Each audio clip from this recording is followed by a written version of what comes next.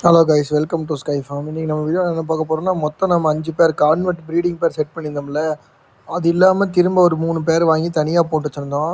அதில் இப்போ என்ன ஆச்சுன்னா, அதுவாக ஆட்டோமேட்டிக்காக பேர் ஆகி ப்ரீட் ஆகிருக்கு. பார்த்தீங்கன்னா தெரியும், அந்த ஓஸில் அது இருக்கிறது ஃபுல்லாமே எக்கு மட்டும்தான். அந்த இடத்துல பார்த்தீங்கன்னா தெரியுதா, ஃபுல்லாக எக்கு மட்டும்தான் இருக்குது. இப்போ பார்த்தீங்கன்னா இதுதான் ஃபீமேலு.